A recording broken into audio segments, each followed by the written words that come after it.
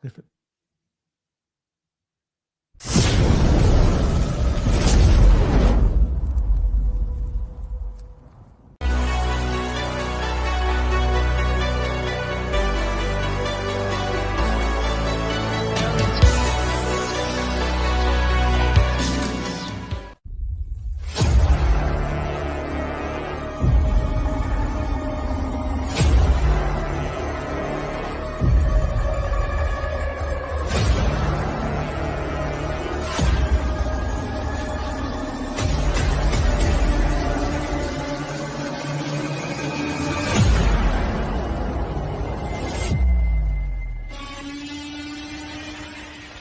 Before we talk about where we are, we must first remember from whence we came. Marty Schottenheimer brought winning football back to Kansas City and built what is now known as Chiefs Kingdom. We transitioned from a team built on its defense in the 90s to one of the most dominant offenses and return men in NFL history, led by Dick Vermeil. In 2012, a 2-14 Chiefs team displayed disastrous play on the field and turmoil off it. We asked to save our Chiefs, and in came Andy Reid, who immediately turned this franchise into a perennial playoff team. Then, on April 27, 2017, the Chiefs broke free from their journeyman quarterback restraints and drafted Patrick LeVon Mahomes. In 6 years with Patrick at the helm, we're back-to-back champs and a dynasty headed towards a three-peat. We are unrelenting for this city, these players, and this team. This is the show for the allies. Arrowhead Allies. Welcome! I bid you welcome to life inside. Wow. Arrowhead Allies. Are you ready? Are you ready, Kansas City? Your Kansas City Chiefs are 11-1.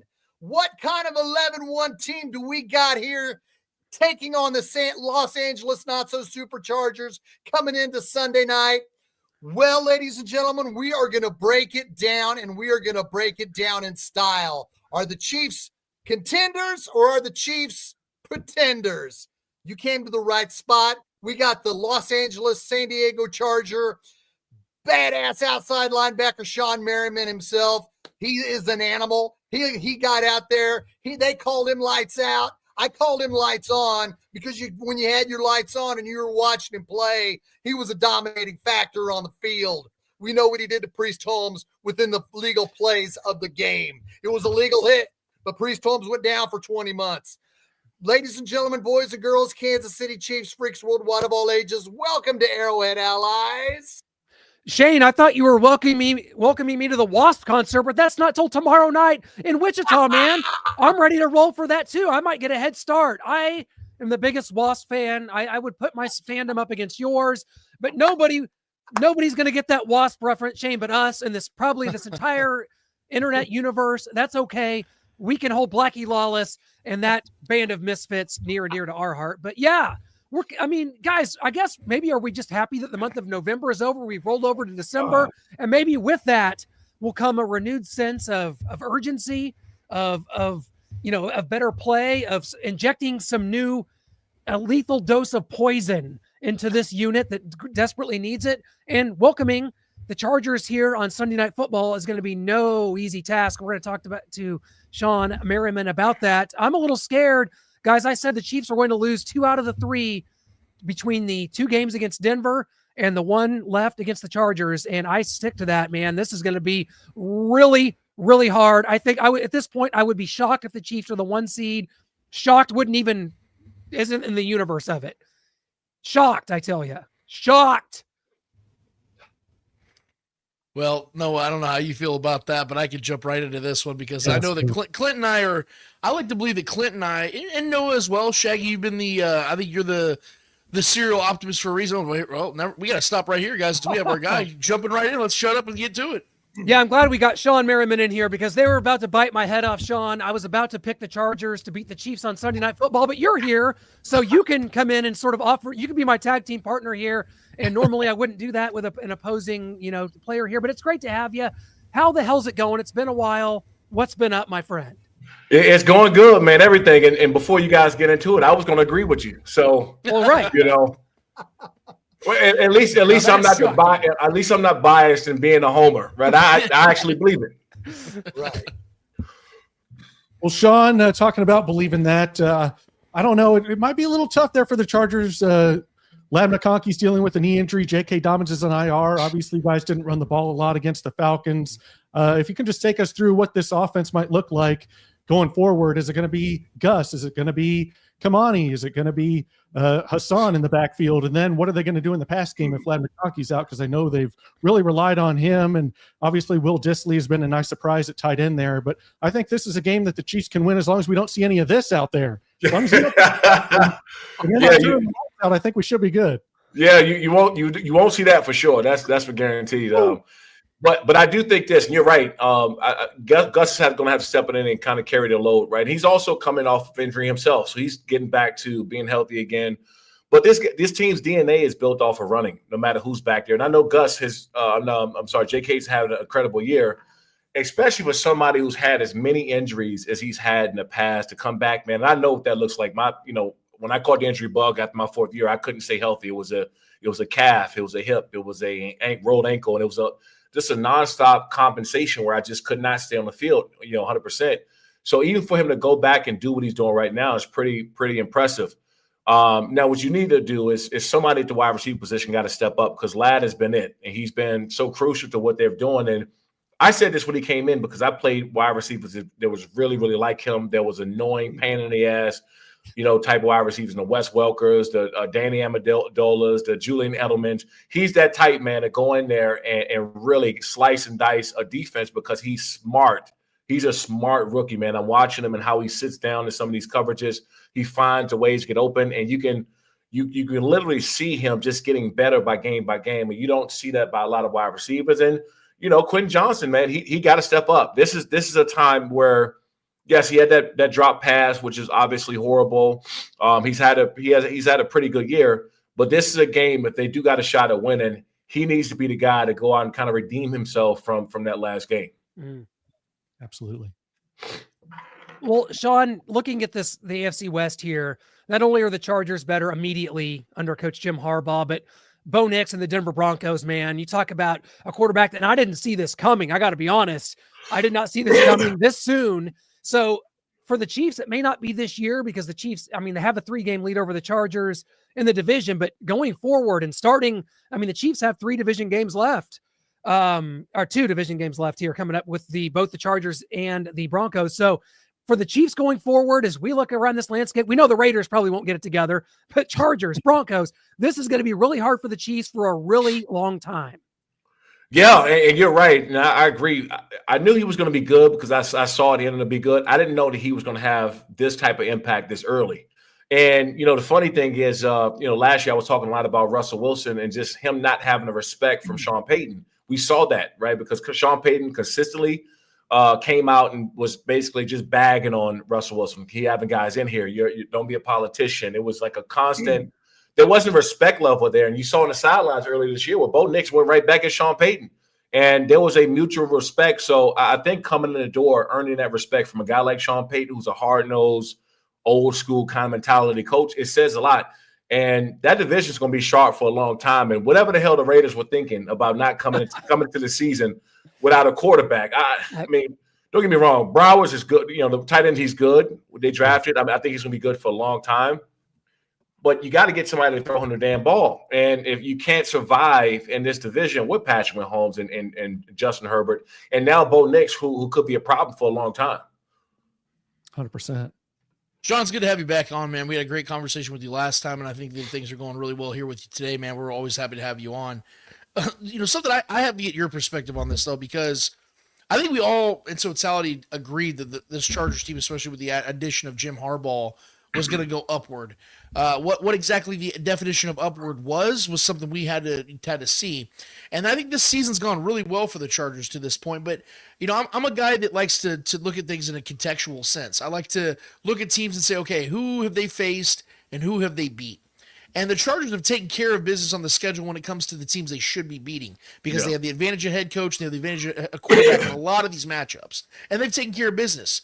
The one concern I have if I was a Chargers fan or somebody that has hope for this team moving forward, getting into the postseason, maybe making a run, is the fact that against playoff teams, they only have one win against a current playoff team, if I'm not mistaken, against the Broncos, which is a hell of a win because it's on the road, it's a divisional foe, and it was early in the season. So that's something you definitely want to see happen. But I am a little concerned, though, because against the Ravens, they take a loss. Against the Chiefs, take a close loss. Against the Steelers, 10-point loss. I mean, these are teams that you're going to more than likely face in the postseason. So if the postseason is what the Chargers are really starting to fixate on, and this is their hope, do you think this team is gaining confidence in these kinds of games? Do you think that they're collecting data, or do you think this is just an example of them maybe just being simply a year away? Yeah, it's funny you said that, and you're right, because you got to beat some of these teams that's over 500. You got to beat some of these teams who you possibly could see down the road again. And I try to remind Chargers fans after that Atlanta game where they were upset on how they played and everything else. And I said, listen, this time last year, Chargers fans were begging for those type of wins, right? They were begging for it to have, win by 3-4 points and get those games. And so the good thing about Jim Harbaugh, and this is something I saw during the offseason, because I was around the team a little bit during the offseason before the season started. There was a different energy. It was a immediate culture shift where these guys are going to go out and compete. You didn't know how the season was going to go, how many wins they were going to have, and how quickly they were going to turn around. But they were going to compete every single game, which they are. And I think with Jim Harbaugh's mentality, running the football, protecting Justin Herbert, which is why you go out and draft a guy like Joe Alt. And you look on the defense side of the ball, what Jesse Minter has done to this team immediately and changed the mentality and how these guys play. If you're running the football and you're playing great defense, you always got a chance, right? So you're not necessarily coming in during the season worrying about a big play wide receiver. Yes, you would like Quentin Johnson to go out and turn it up, get back on track and be your guy that you drafted, but you're not necessarily really relying on him to go out and win games. So anything that he do at that point is a plus. And if you look back at Jim Harbaugh and what he's done in Michigan, what did he do? He ran the hell out of the football. And most of his plays that he hit were big plays down the field off of play action because people are so worried about, the running game. And so I think his mentality was, first, let's come in here and change this culture, right? We're a hard-nosed team. Let's define who we are. Because let me tell you, man, I was at some of those games last year, and I can't tell you how many games I've lost my voice just screaming because those guys, they're not lining up. They're looking around and trying to see who's calling what, and which the defenses always look like they were on their heels. They never played fast. They didn't even look like they were having fun last year playing football. They were just out there and okay with getting beat. Raiders hanging 63 points on this team would never happen. It would never happen because those guys will go out fighting for every inch because it's mentality change. So I'm impressed with what Jim Harbaugh did, but you still got to take into account what you said. Right, you got to beat some of those teams over 500 because they're in a wild card spot right now. So when you get into playoffs, you're going to have to see one of those teams that's a playoff team above 500, one of those teams possibly that you lost too early on. And so that's why it's more critical now that they started going to the playoffs, hitting that momentum switch. Hey, Shawne, welcome back, buddy. Appreciate you coming back with us. Hey, let's talk about the Houston Texans linebacker, Al-Aziz Shahir, who was suspended 3 games for a hit. When that hit happened, it was obvious there should have been a flag thrown. And when quarterbacks get out of the pocket, they are a target. Whether there's new rules in play or not, they're always going to be a target. Now, we may sit here and rationalize and debate on what kind of target is a quarterback when he's in the open field, but the fact is he's still a target. When you look how that play went down, and you look at his suspension and you look at the venom that Shahir has received on social media because of the hit, if you're the defensive coordinator for the Texans after his suspension, how do you bring him back up to play his style of game with the same ferociousness, but within the rule of play, Shawne? So the hit was no doubt dirty. I mean, I saw the Tom Brady speaking on it. The quarterbacks need to get down faster and all other stuff. But when you got a quarterback like that in the open field, he's no blocking in front of him. He's running full speed at you. He's already starting to slide. You know that you can't go in there with a forearm shiver. You can't do it. It's just at no point in time it ever crossed your mind. And the game is fast. There's no point in time it crossed your mind like, oh, this quarterback is going to try to out-juke me or outrun me in the open field. You already see him sliding. but I wasn't upset at that. I wasn't upset at the play as much as I was with him after the play, right? I was more pissed off that not only did you had no remorse, right? You didn't get up and you started a fight. And when you start a fight, you bring your other teammates in it because their job as your brother, as your teammate, is to protect you. So not only did you do something dirty, but you also going to double down on it by starting a fight and acting and doing extra after everything was over, dragging your teammates who doing nothing but trying to protect you. I mean, there were more punches thrown on that sideline from the other team on him that his teammates had to drag him out of there and get him out. I was more upset and pissed off at the reaction of what happened, because if he got up and he was a little, upset at the penalty, he didn't think it was fair, then you kind of just walk off or whatever. But then you get up and now you don't want to win the fight. That part I was upset with, and it really just shows me what type of dude that is. I know he came out and said it was a mistake and all this other stuff. Whatever his excuse was, I'm not buying it, because I'll give him this. Say he went in there and did a dirty hit, which I believe was clearly dirty, and you're upset at it. You want to yell at the refs or whatever. When you start to get back there and start punching the other team, and you get your other teammates involved in your BS, that's when you've gone too far. It's just for me, it's a complete selfish act that could have been avoided. And look, we as a defender, it's tough. You go in there, and sometimes you got 3 seconds, 2 seconds to make a split decision, and sometimes it's not always right. It was the reaction that really got under my skin the most. Well said. And Shawne, I want to talk about this defense under Jesse Minter, the new defensive coordinator there.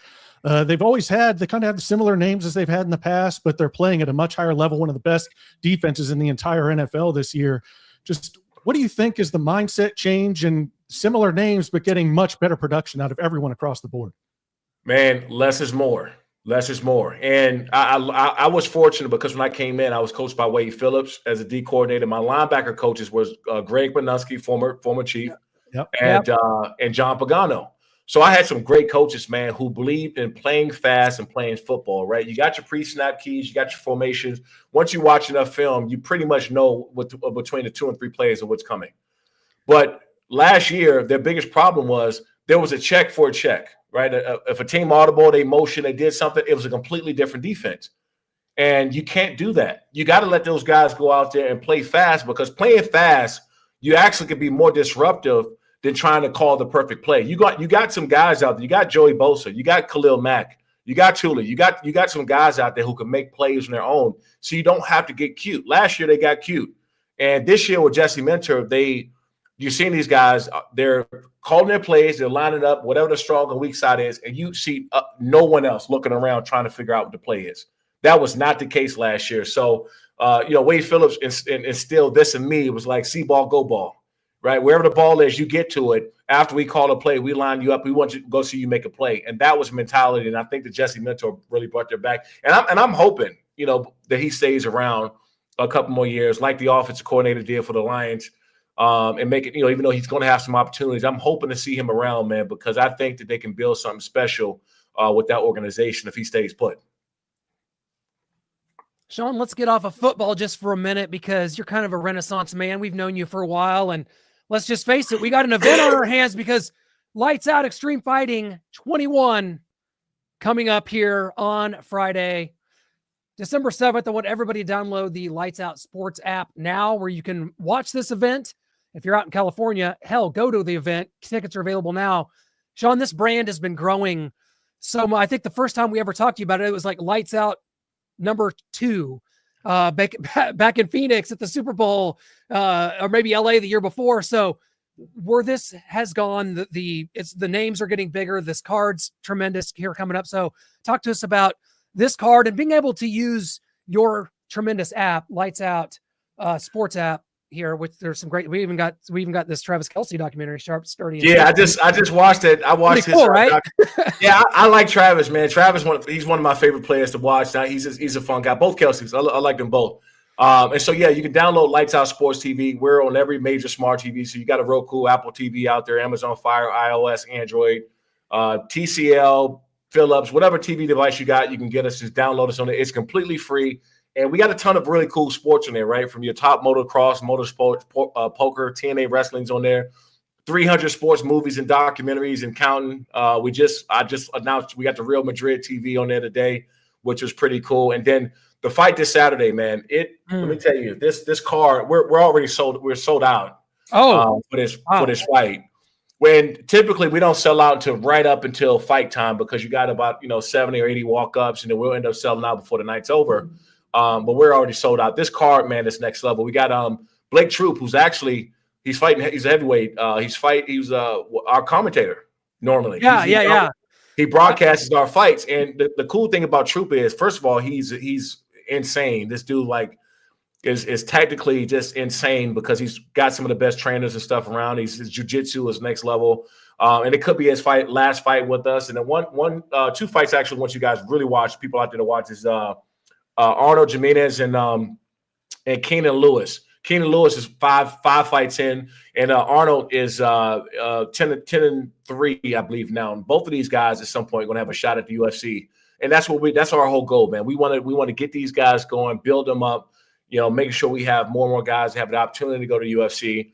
Also, man, Jake Babian, who is a personality from watching you see him, dude. He is a nonstop, and he's not doing it on purpose. This dude is just a show.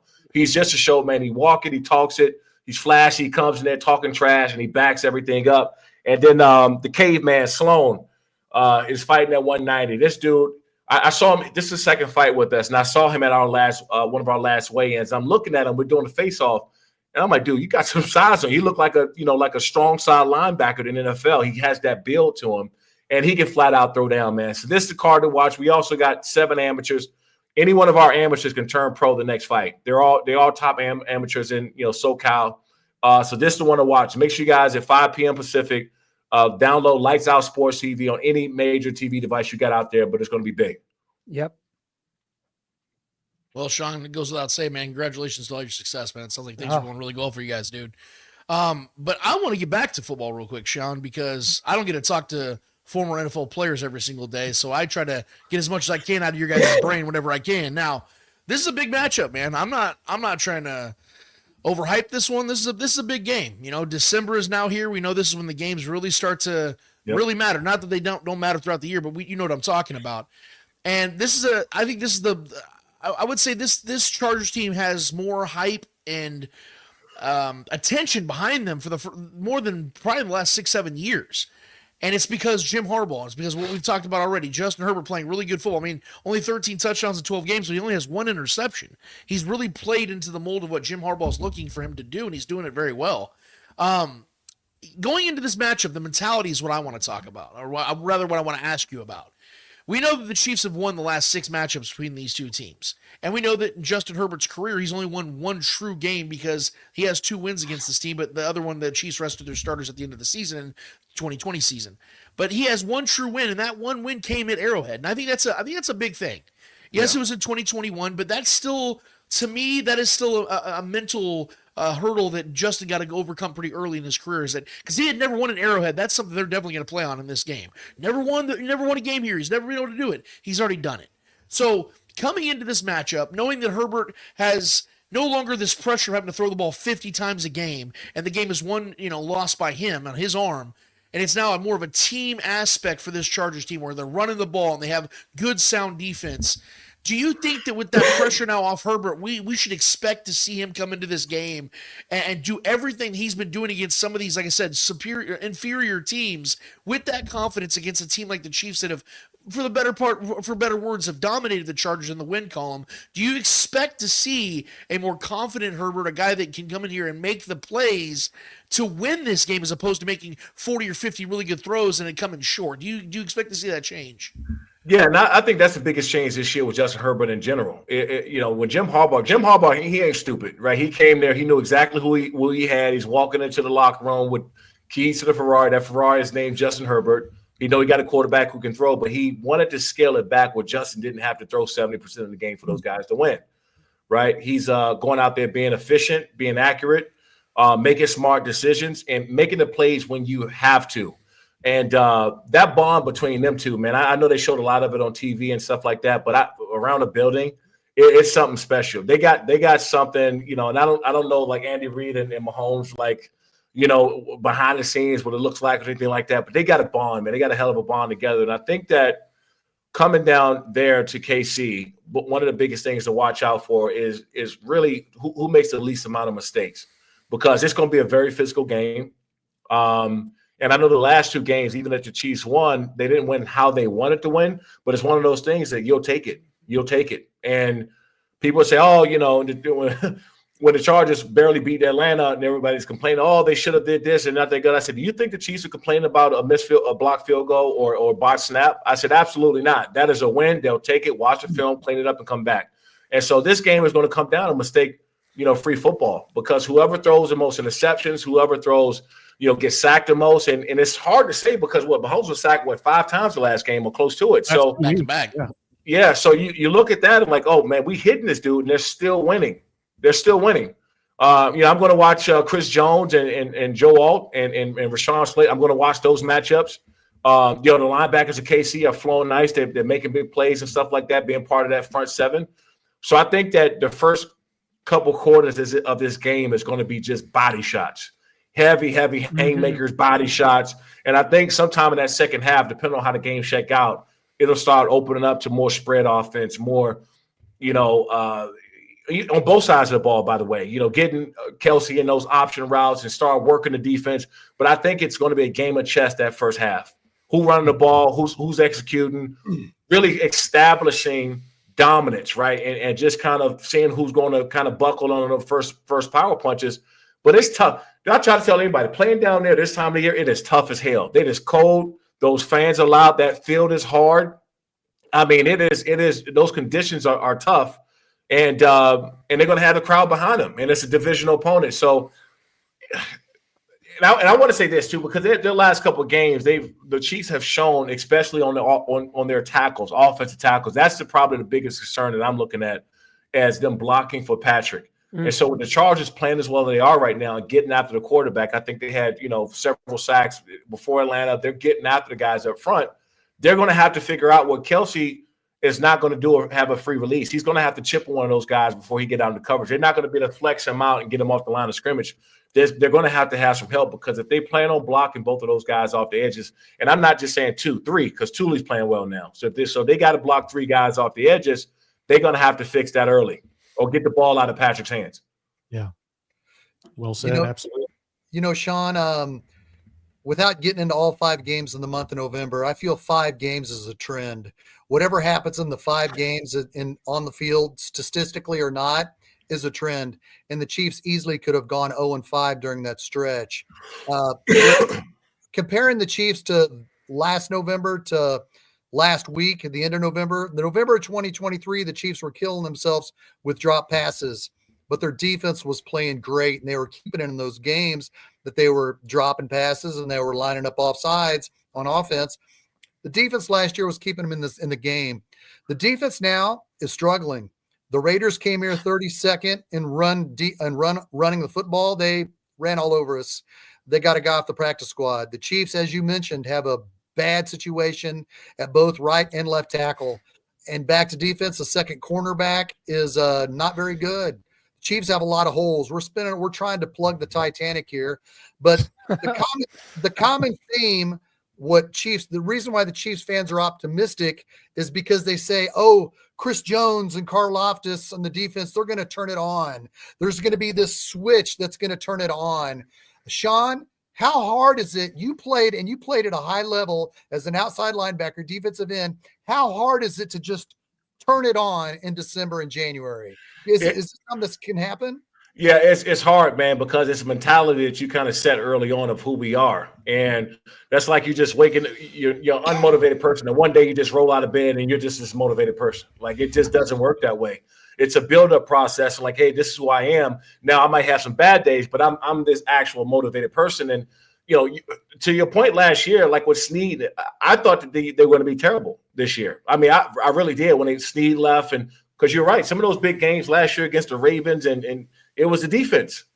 It was the defense that came up, made those big plays to get those guys. Drew Tranquil, coming in, making big plays. It was the defense last year. Chris Jones, who closed games out, who was a defense, and they're not as strong as they were but yet they're winning. That's the scariest part of it all. And it reminds me back of those early 2000s, the mid 2000s, the late 2000s Patriots, where I didn't think they were that good some of those years. 07, they were good, but they had some years. 09, they wasn't that good. I think in 010, they won. They won. And so when that's the scariest part when you're playing teams like that you may be better than. It's several different positions, and you look up at the scoreboard, you're like, how do they got 3 more points more than us? How does that happen? And how do you get sacked 5 times and still win the game? It's just things like that they just find ways to win games. And with the Chargers, if they really look to go take this, they're going to have to like put a nail in the coffin, because you can't give them a shot at any point in time, because you know what Patrick Mahomes is going to do. But also, too, you don't want to be in a 3rd and long situation with Chris Jones breathing down your neck. You just don't want to do that. And so you got to stay out of those situations, put the nail in the coffin early in the game where it's not coming down to that, because we know what those guys are going to do on the other end. We know what Andy Reid can do. They got to put the nail in the coffin if they plan on going and taking this thing. Yep. Shawne, we just always treasure these moments with you. Thanks so much. Before we cut you loose, we got to hit you with our final 4. It'll be 4 quick-hitting questions. You give us whatever comes to mind. I'm going to start because I'm just really curious about this, because it is December now, so I can go ahead and ask you, what's your favorite Christmas movie? It's probably still Home Alone. I mean, Yes. I'm still a Home Alone guy. I mean, it comes on, and the first 2 are better. The 3rd one is not. Oh God, no, yeah. Those are real. Those are not even real. No. Good answer. Yeah. So let's just wipe those out. Let's just wipe those out of our memory and just go with the 1 and 2. Yes. There you go. Lance? Shawne, you made a career out of this, being the lights out man. You were that guy, that hit the crap out of everybody. But I need to know the story, and I want you to tell me the truth here, whether it was in the NFL or in college or in high school. Who was the guy that put the lights out on Shawne Merriman? I didn't. The one time I got hit that blew up on everybody, it was like when Maurice Jones-Drew got me, right, in Jacksonville in 07.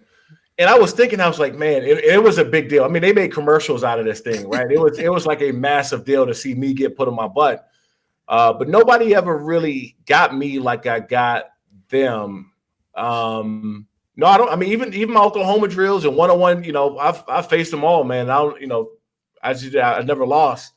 I like it. But I've definitely had some ones, man, like with Lo Neal. I mean, I've had some 1-on-1 battles in practice, especially when I got there as a rookie with Lo Neal, that we had to make an agreement, a brother-in-law agreement, that we got to stop because somebody's not going to make it to the game. So if anybody, it will probably be him. He's our good friend. We had him on for the last Chargers Chiefs game, so he's good friend of the shows here, Lorenzoni. Yeah, when you ask him, he could probably tell the story better than me, man. But we went after when I first got there, and I got him, and he got me right back. And after that, it was a truce. So, Shawne, what's your favorite food to eat in Kansas City? I love that steakhouse. It's not too far from that casino. God. My former agent, Tom Condon, used to take me there all the time. Hereford House? Yes. Okay. That's the one. That's the one. Yeah, Tom used to take me there all the time when I come in town. Good deal. Lance mentioned your nickname Lights Out. You've said that you knocked out 4 kids in high school, and you kind of got the nickname Lights Out there. And my question to you is, have you ever kept in touch with them? Have they gotten a hold of you? Do you send them Christmas cards every year? You make brand out of this name. They've helped build the Shawne Merriman empire. Dude, it's the most awkward thing ever because I have ran into a couple of those guys. We were playing a team called Friendly High School, and they were our rivalry in high school. And I hit the guy, and he almost did a backflip, but his legs kind of caught up on him, and he tore his ACL. Right? Oh, God. He was stretched out on his back, but he almost did a full backflip, but his legs caught him, and he tore his ACL, which I felt horrible about. But I was doing my coat drive probably about 10 years ago at the University of Maryland, and some guy walks up to me and was like, "Hey, you remember me?" And the first thing I started thinking of, like, no, I mean, should I? I don't know. And he told me that he was that guy, and I just looked, and I said, "Man, I'm sorry. Look, you know what I mean? Like it was just my job. I was playing within the 60-minute period, the 4 quarters. I was just lined up and I did my thing. It's the same thing with Priest, man. Like when I saw Priest in a Playboy Mansion party. Well, there's a story. Nice. Yeah, I saw he was across, man. And I was like, I don't know if because I love Priest obviously played for Baltimore, who I grew up in Maryland. So I love Priest, watching, Priest and those runs that they had. And I saw Priest across, and the last thing I wanted to do was like go up and say something to him. I'm like, damn, what do I say? What do you apologize first? Do you act like it didn't happen? Like, what do you know what I mean? Like, because off the field, I'm not as evil as I am within that 60-minute time period. So I'm not like looking to go up and punch him in the face or anything if he says anything to me. I was actually ready to apologize. I'm like, dude, I was just, out there playing. But yeah, that was pretty awkward. I still never talked to Priest about it. I didn't want to bring it up, and obviously him being one of my favorite players. Yeah, it was pretty surreal. Oh, Shawne, you're the best. Thanks so much for your time, man. Best of luck. This is going to be a great one on Sunday night. Good luck with everything you do. Lights out, XF 21. It is coming up Friday, 5 o'clock Pacific. So that'll be 7 o'clock Saturday, here. December 7th. Saturday, December 7th. Yeah. Saturday. Yes. Sorry about that. Yep. Yeah. Saturday. Shawne, you're the best. Thank you so much, sir. We appreciate it. Hey, thanks, guys. Appreciate it. Always an honor, my friend. Take Thanks care. for having me. You got it. Yep. Beast. That was Shawne Merriman, and a guy that, man, when the Chiefs drafted Derek Johnson back in 2005, there for a minute, I'm like, did we draft the wrong outside linebacker? Should Shawne Merriman have been a Chief? I think Shawne went before Derek, if I remember right. But He did. Yeah, Chiefs would have trade up. Yeah, I remember wanting Shawne in that draft, but obviously I would have been happy both ways with the way it turned out. Derek Johnson, great here, leader in tackles, and so I think either way you go, you get a lights out player. Shawne was definitely the more dynamic player. I think he was just more, the freakish athlete, the guy that made the blow up plays. But I think if we're being honest here, man, DJ gave the Chiefs 13. Right. Yeah, you can't. Shawne had the injuries. Yeah. Yeah. So. But that one game that he knocked out Priest Holmes, that's all we remember. But if you look at the highlights on my Instagram story and Facebook story, he pushed Willie Roaf back and sacked Trent Green. Then Jason Dunn knocked his helmet off, but he still pushed Jason Dunn all the way back into Trent Green without his helmet and made the sack. So I was like, dang, I forgot about all this. This guy was. That might have been his rookie year, man. It was out in 05. Yeah. And the Chargers immediately, they went to 14-2 in 2006 and were, a Marlon McCree fumbled interception away from going to the AFC Championship game there. Right. So the Chargers, man, and this is the Chargers, they haven't won this division since 2009, guys. That's how insane that this is, that the Chiefs, the Broncos, and then the Chiefs completely ran this division. The Chiefs are about to win their 9th straight AFC West championship, God willing, I guess. I don't know. If you listen to me, maybe it sounds like maybe the wheels are about to fall off. I don't think to the extent of losing this division, but we've gotten into this Chargers game. We know what to expect from them. We know that Raiders game back. It seems like 2 weeks ago because it was back on Black Friday. So, had some time to digest from that.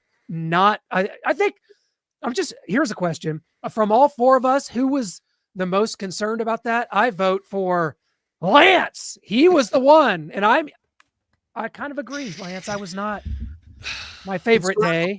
Concerned before the game or concerned after? Well, just the way it played out. I think, look, we were going to start this up before Shawne got on the show, which I think was good because it saved it for right now, which is good. But Clint, I do, the one thing I very much appreciate about you the most, man, is the fact that you keep things real. Noah, that's why I was so happy to join Starcade Media, because I knew that I was going to be dealing with honest people here when it came to sports. You don't care if people agree with you guys or not. And that's something that I have very much have been in lockstep with you guys even before we joined together. So, and Shane, that's how Shane and I met all the years ago as well. I made a controversial YouTube video about Scott Pioli and I ended up being right.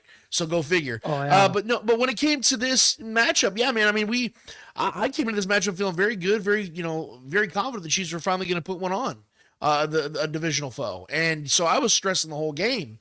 And so, Trevor and I, we didn't end up doing a show this last week, a lot of holiday stuff. I was under the weather like an MF, man. It was bad. So I had no voice. I literally could not do a show even if I wanted to. So, but I'm glad that we got to keep that for this show, man, because I really haven't talked much about it. I said that the Chiefs they didn't luck into a victory. The Raiders gave them one. That's all I really wanted to talk about at that time. Fair. And I left it at that. They call us the spoken, but I had nothing really much to speak on at that time because I was so pissed off about this game. But you know what I did, guys? I spent the last several days really just figuring out what this is all about. And because I'm going to tell you the truth right now, and this doesn't sound like I'm just being overly optimistic, the Chiefs are still the team to beat. They're still the team that's going to I believe they're going to go to the Super Bowl and still win the Super Bowl. And people are going, well, how could you say that with the way they're playing? And I had to ask myself that question. How can I say that, but see and acknowledge and be pissed off about how they're playing? Because right now, they're not playing good football, even defensively. So how could I sit here and say these things? I had to figure out what the Chiefs are actually doing. We have talked about it a little bit on this show, and I didn't even realize that we had been talking about it. You remember how we talked about how a couple of weeks ago the Chiefs were running their offense through Xavier Worthy to kind of see what it would look like if they did this on a normal basis? Remember we talked about that a little bit about, hey, let's see what it looks like if we give him volume, targets. And then we saw earlier in the year, we know what Travis Kelce has been, but he's 35 now. What's the offense going to look like through him? What's the offense going to look like through D-Hop? Now we've seen games where they're going through Noah Gray. Yep. The Chiefs are playing chess. And first of all, I'm not excusing their play. I'm not saying that I like it. I'm not saying that I like the mentality. But this is clearly what's happening, fellas. The Chiefs are playing this because we just talked about this a week ago or 2 weeks ago with Frank Bull, and he said it clear as day. The Chiefs have played more games than anybody else over the last 6-7 years and have won more games than anybody else. So it's clearly working, and they're clearly tired. And they want to get through the regular season as healthy and as ready as humanly possible. It's a long, grueling season, but I think it finally clicked in my mind. They're not out here to play like the Lions, because the Lions have everything to prove. Right. They're a team that's trying to get to where the Chiefs are and where the Chiefs have been for the last several years. The Chiefs have been there and have been there for years now. So now, instead of finding a way to climb the hill, they're finding a way to stay atop the hill. And the best way of doing that is just staying healthy. It may not be sexy, it may not be fun, but they just broke a Patriots record of the most consecutive one-score victories, 14 games in a row. And that was the 03-04 Patriots that won 3 out of 4 championships. So we know that's what the Patriots did 20 years ago. Why should it be any different for this team now? It's not fun. These last 2 seasons haven't been fun for us, guys. I remember our guy Brian B. Shawne was on the show. Shawne was on the show, and he talked about, well, it's fun because we win. But we all can acknowledge the fact that this isn't like 2018 or 2019 when the Chiefs were scoring 35 a game. Those are fun. They've not been fun games. So from a fan perspective, from a quality perspective, we haven't been enjoying the games. But I guarantee you, every single one of us would take this, knowing the Chiefs are going to be in the dance every single year like they have been, over high-octane offense and blowing everybody out and then getting folded in the postseason like we know the Bills have, like we know the Bengals have, like we know the Lions have, the Packers. You name any other team out there that's impressive during the regular season, what ends up happening to them every year, and the Chiefs continue to ascend or at least stay on top of the hill. So I have finally acknowledged it. I finally accepted it. I'm not going to enjoy football on Sundays until we get to the postseason. This team is warming up, getting ready for a postseason run. And when we are talking about this team being in their 4th Super Bowl in 5 years, we will remember this conversation about how the Chiefs were playing chess when everyone else is playing checkers. Do you guys agree, disagree? How do you see it? Yeah, going off that, Lance, we got John Harrison here. They're sort of bored playing regular season games, just waiting for the playoffs. We've talked about that. Travis Kelce's talked about that. And we've got Draymond Green in 2015, 2016. They had just lost. They ended up going 73-9, but in the regular season near the end, they had just lost to the horrendous Minnesota Timberwolves in overtime. And he was asked, like, hey, what's going on? Is this boring for you guys? Are you just trying to get through the season? And he says, it's human nature to wear all right, kind of ready for the regular season to end. Talking 82 games, we get bored with that after a while, and that's no excuse. It's kind of at a point now where you're ready for the regular season to be over. We got to finish out the regular season strong, and I think that's what we saw in November. And now the Chiefs are going to try to finish out the regular season strong. They were going through their boredom of November. We play these games. We play late into the season every year. We're holding things back. And yeah, we're Chris Jones. We've seen it. He's just kind of going through the motions, not exerting full effort. And so, yeah, Lance said, we don't really like seeing that. We don't like hearing that, but it's how they've kind of figured out a way to stay on top and play their best football when it comes playoff time. And that's because what Lance was talking about, the way the Lions are playing, and they're beating a couple teams 52-6, and it's like the best of times, starring Robin Williams and Kurt Russell, where he said, it's like, I think every year they beat us 82-6. Well, that's great, and it looks wonderful, and you get to really gush about it, and the numbers look wonderful, and it's fun. Like, there's that word again. But guess what? It isn't. It is not sustainable. Not in the National Football League playoffs. You might get away with that against the NFC South champion or the NFC West this season, but this is not the way football is played in January and in the Super Bowl against another high-quality opponent, or in this case, an immortal opponent, which the Chiefs now are. So, yes, my question's always been, are people ready? Would people think more highly of this team if the Chiefs were, say, 8-4, the same record as the Chargers, but they had 2 more blowout? They beat the Bengals by 21 and, take another one. They beat the Bucs by 35 points at home, but they had 2 more losses. That's what you want? Because the Ravens were in the Super Bowl 5 weeks ago. It was the Ravens. What are we doing here? Of course, Lamar Jackson's in a Super Bowl, and of course they're winning it, but it's not sustainable, Shane. You know what is sustainable? The Kansas City Chiefs organization. We know it. It's tried and true, and you have to trust it until it completely fails you. And when that time comes, then we'll all jump off a cliff together. Guys, we're lucky about everything we've been blessed with the past 6 years. And I respect Lance's opinion about chess and whatnot. But in reality, if Leo Chenal doesn't put that guard on his ass, we don't win that game because the field goal's not blocked. If Aiden O'Connell's was on the same page with the center, we probably don't win that game. If Patrick Mahomes doesn't get a big block from Justin Watson, he doesn't have a 35-yard run down the field for an easy field goal against the Panthers. The Chiefs in a 5-game stretch. This is important, guys. I put on my Homer glasses in 1995 and chose not to ignore Steve Bono slumping and Lynn Elliott missing extra points. Okay? The Chiefs have a real problem that we did not have last year. We went through a 5-game stretch through the month of November where our offense couldn't, on a 4-minute offense, get the first downs, make them use their timeouts, take a knee. We punted the ball away. Baker Mayfield goes 80. They don't go for 2. That's their problem. Mahomes wins in overtime. Again, we have to settle for a field goal with 5 minutes left. Bo Nix hits 3 third and long completions to set up easy field goals. That's a loss. Those 2 games of Buccaneers and Broncos are a loss. Bills game's a loss because they're the Bills and Chris Jones couldn't make the tackle on 4th and 2. And then here we are, up by 8. Get the first downs against Carolina and go home with 3 minutes left. They don't get it. Panthers go down, get a touchdown and a 2-point conversion. Here we go. And here we go last week. 5 games in a row where our defense was the identity that Shawne Merriman just talked about that carried us throughout the playoffs last year into the Super Bowl, just laid down 5 games in a row. Leo Chenal won one of them.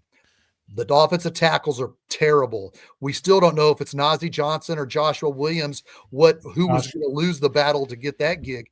There's major concerns here, guys. Shane, and I don't want to cut you off, but I just want to reply real fast because I know we only have so much time because you're making valid points here. And everything you're saying is true.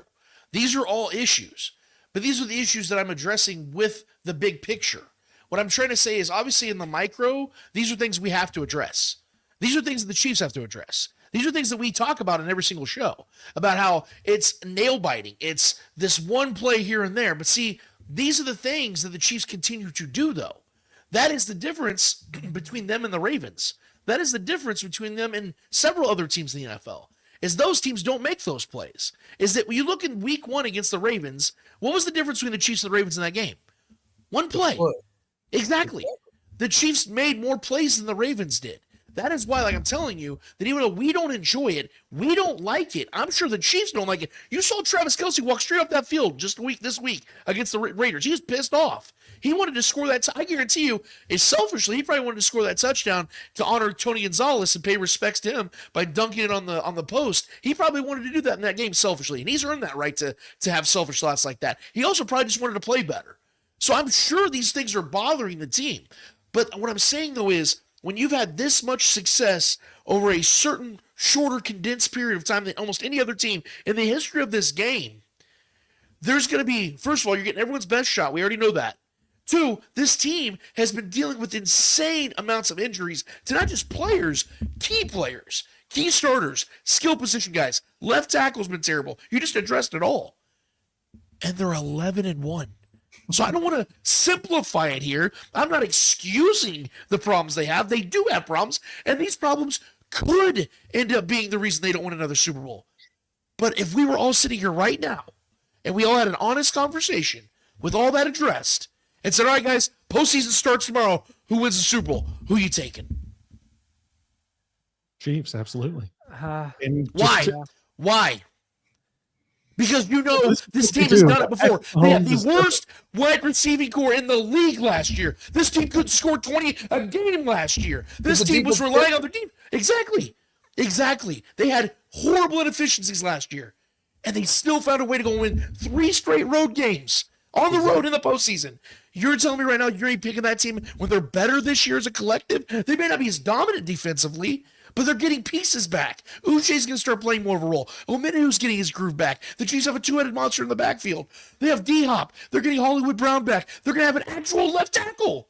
Like, this team's going to have real solutions. It's not like we're sitting here going, man, they have nothing coming their way. Pacheco's been here the whole time. Omenahu's been here the whole time, and it's still the same. No, these guys are all finally starting to get here at the right time, and we know we've seen this team several years over and over again. Turn it on in December. That's what they do, man, and they've been doing it more and more of these last 2 years, and it's worked. I hate it. I don't like it. We all agree we don't enjoy watching it, but it's been working, and until it doesn't work, I think we do have to give them the benefit of the doubt.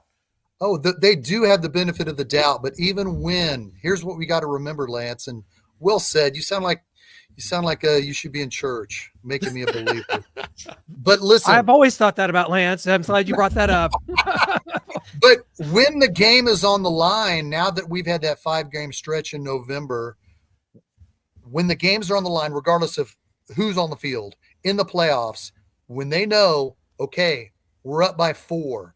There's 3.5 minutes left. They got 2 timeouts plus a 2-minute warning. We got to get these first downs.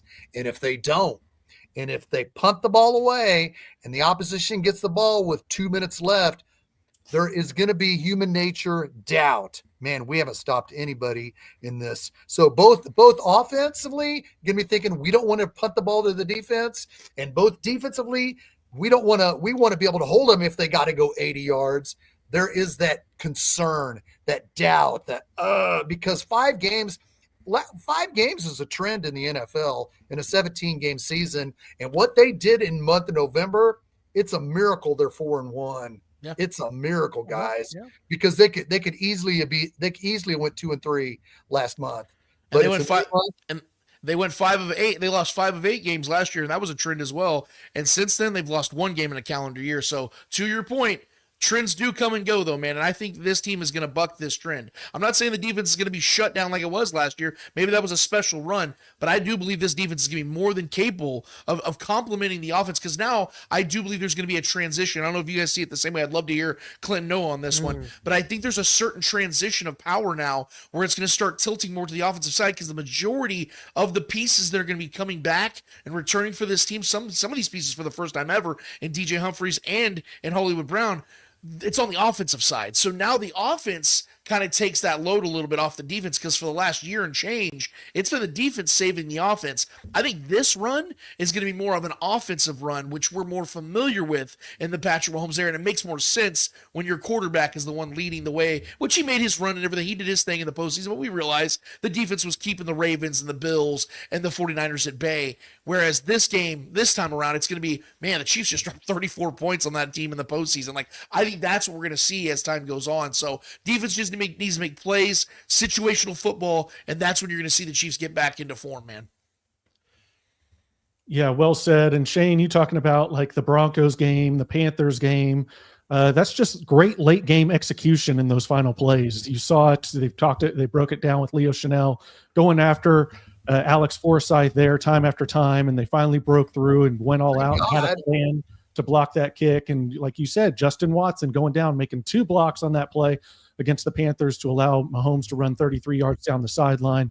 And the Raiders, okay, you can say like they gave us that game or whatever, they made the mistake. Like, even if they fall on the ball or it should have been a false start, like everyone's saying, that should have only been a 5-yard penalty, play blown dead, they still, and we have a comment here from John Harrison about how it still would have been a 50-plus yard field goal, and Carlson was missing 50-plus yard field goals all day long. 3 of them. So it would have been, I think, 55. I think it was 50. And if you enforce that 5-yard penalty, I think it moved it to like 55. So, well, it's neither here nor there. And not to cut you off, Noah, let's say 4th and 2, we're at their 40-yard line. The Chiefs took a timeout, thought about going for it, didn't. I'm like, Andy Reid, you got to go for it.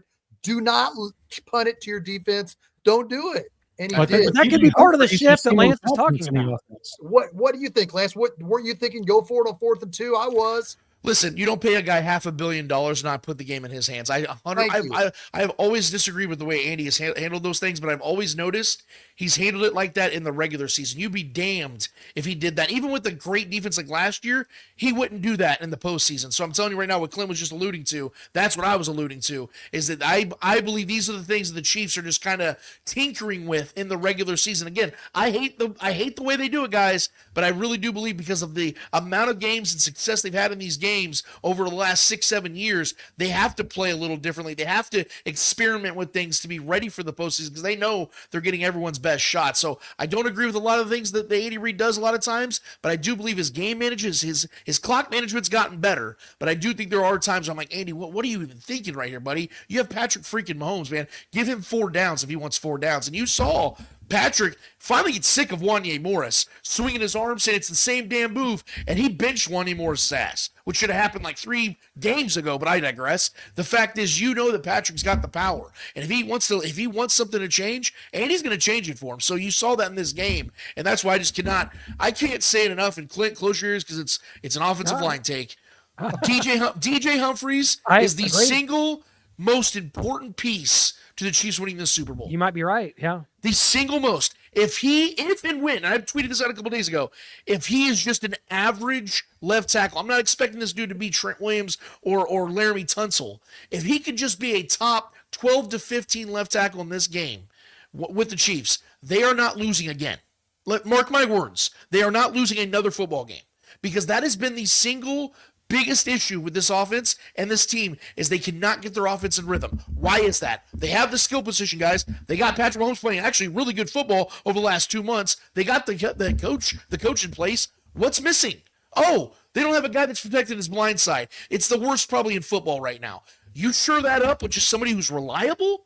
Patrick Mahomes all of a sudden is comfortable in that pocket and is slinging the ball over the damn field, guys. They're not losing another game like that. And then you have a more rested defense because your offense is on the field more. It's that much more simple. And when you get Hollywood Brown back, defenses have to start playing more cover too because you're going to have speedsters on the outside with him and Xavier Worthy. Then all of a sudden D-Hop, Travis Kelce, and now new emerging star Noah Gray are going to be eating the middle of the field. Oh, and by the way, you just got Isaiah freaking Pacheco back with Kareem Hunt being the bruiser. All of a sudden this offense looks unstoppable, fellas. I'm not painting a picture of unrealistic expectations. I'm simply just drawing out a picture of what is to be reality. So that's why I'm excited. And even though I'm pissed off right now about these performances that we see, these lackluster performances, I know these won't exist come January and February because this team's going to be on another level with more pieces around them.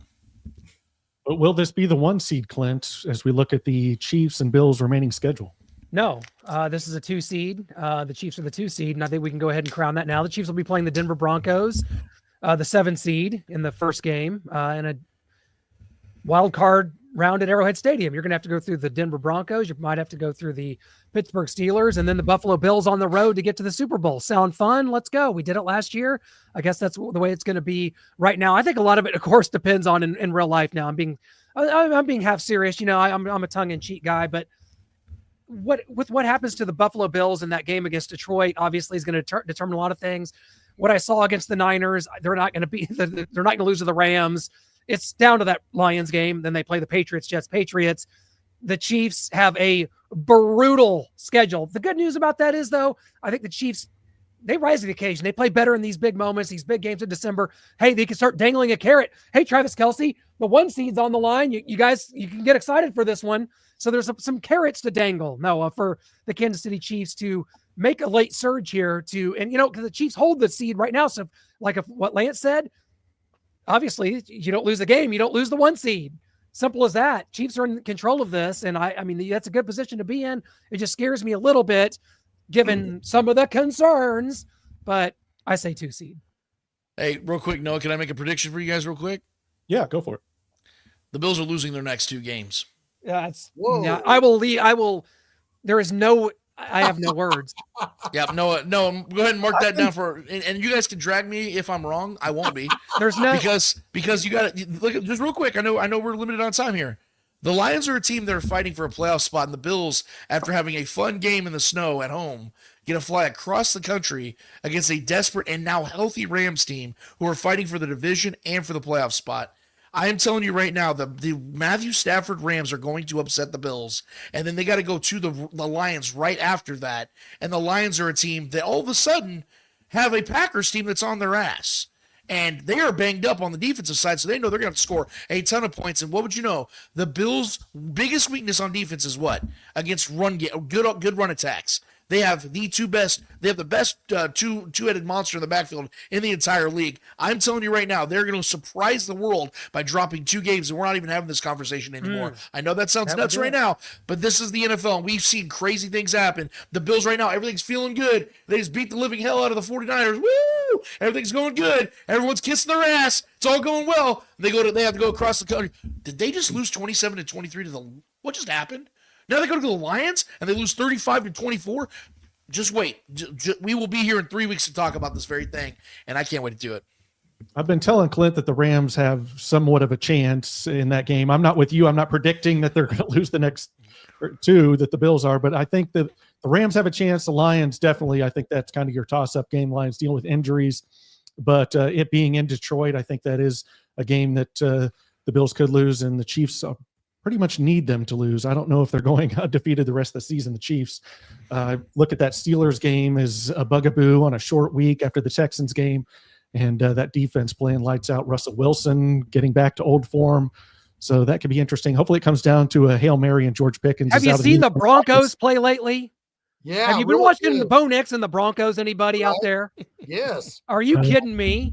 This division is about to get really damn uncomfortable. Okay.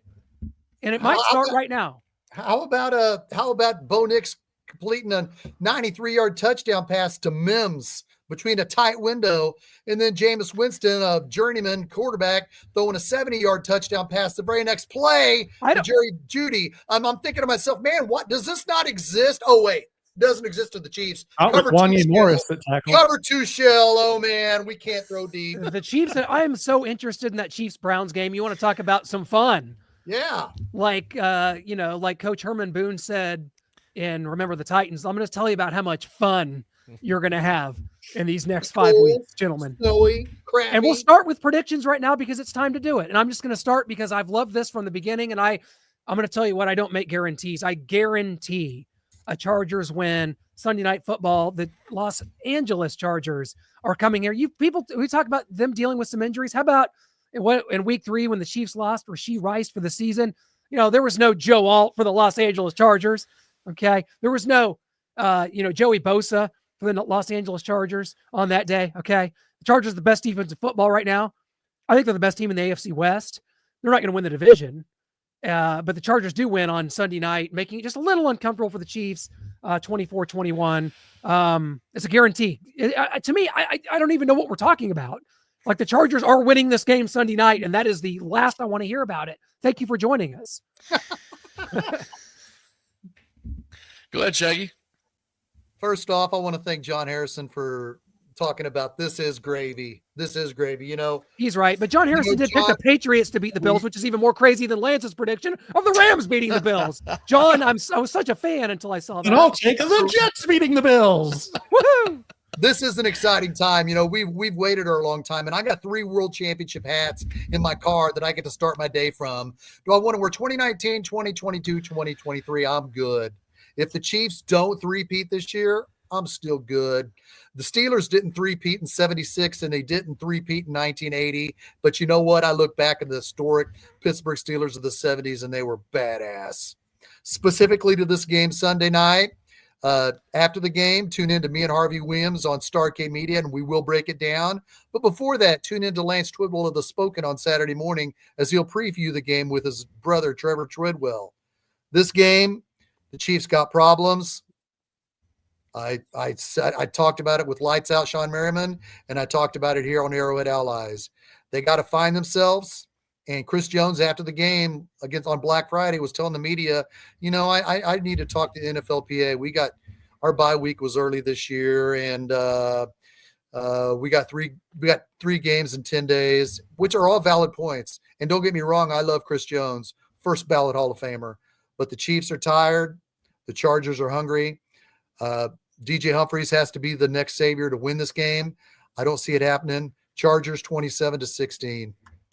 Jeez Louise, what do we got going on here, Lance? What is this? I appreciate when these guys do this because I'm not the fan favorite on the show. Shaggy is, and if he's not, that's one of you two. Hi. So this is my opportunity to maybe shine a little bright here because I remember I did this in the San Francisco game when I believe Shaggy had them winning by like 3 touchdowns. Yeah. So I like this opportunity. So if you allow me, real quick, guys, I'm gonna strut my stuff a little bit real quick because this is a game where I'm actually very confident that the Chiefs not only win this game, but they're gonna be the one that makes the defensive play in this game because we know the Chargers are coming in this one with a statistically better defense.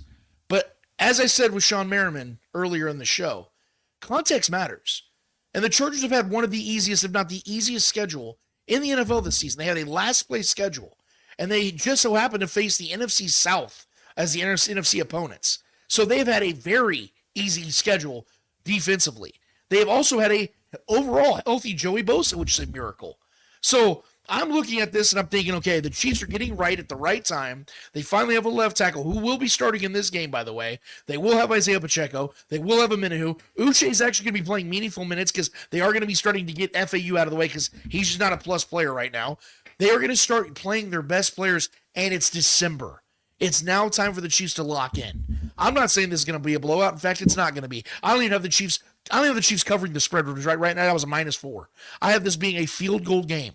And this game is going to be won by a Chris Jones strip sack, and they're going to recover the ball in the fourth quarter. And the Chiefs already have the lead, but the Chargers will be driving. And this is going to be when the defense starts to get their swagger back a little bit because, as Shaggy was saying, it's been a trend now for well over a month where the defense is not making big plays. They're not making stops on third down. They're not making stops on fourth down. That is where this changes this week because, to the Chargers' chagrin, they also are missing their key running back in this game, which really sucks for them. J.K. Dobbins goes on the IR. That is a big hit for them. Ladd McConkey is really banged up. I'm not saying they won't be able to manufacture something because Herbert is a very good quarterback. Greg Roman's a good OC, and it's Jim Harbaugh, for God's sakes. This team's going to come in here ready, confident. This will be body blows, like Shawne Merriman said. He nailed that when he said that. Yeah. This is going to be a body blow game. These teams know each other so damn well, and the Chargers, for once, are really coached up well. They have one of the best coaches in the entire world when it comes to football. But the Chiefs are locked in. They are going to find a way to win this game. I think the offense actually scores some points in this game because they're going to be a little more confident with the two-headed monster in the backfield. Oh, and again, did I mention they'll actually have a left tackle in this game? I think the Chiefs are going to win this game squeaky one out. It will be a very good game. It'll be entertaining. The Chargers will give the Chiefs the best they got, but they will fall short. The Chiefs win this game 27-24. Yeah, I mean, this Andy keeps talking about we want to make sure that DJ's ready. You could see Joe Thuney at left tackle. If that happens, I'm not so sure about this prediction, but assuming that DJ is ready and he's playing left tackle, Clint, Shane, I might have been with you if J.K. Dobbins was in. If Ladd McConkey was in. Jim Harbaugh came out today and said, I don't think Ladd, he might not practice all week. And so that means he's probably not going to play in this game. Without Ladd McConkey, they're trusted, reliable, really only real true weapon that they can count on in the passing game. Without J.K. Dobbins running the ball, we saw they couldn't even run against the Falcons, anything. Hassan Haskins fumbled once. He got pulled. Kamani Vidal and Gus Edwards did virtually nothing on the ground. So with DJ Humphries, with Pacheco now back, getting his feet wet, had a really good game in limited touches, only I think 7 carries. I see the Chiefs winning this one, squeaking it out. It's a great Chargers defense. It's going to be a great challenge. As Andy Reid likes to say, we got a good challenge here, and the Chargers coming in here to Arrowhead. But I think this is a close Chiefs victory, 17-16. Chiefs squeak out the victory. Okay. Well said, guys. Great show. Great. Thank you, Shawne Merriman. Thank you, everyone. Thank you, all our viewers or listeners or posters. You guys will kick ass. James T. Kirk, I know you're disappointed, but I still love you, buddy. Come and heckle me after the Chiefs game with Harvey Williams if I am wrong. Yep. I'll gladly welcome it. Clint, Absolutely. enjoy Wasp. Oh, I can't wait. I can't wait Let's for go it. on to Wasp, Top and five of we all are time. going to 12-1 here in Chiefs Kingdom. Till next time. Hello, Chiefs!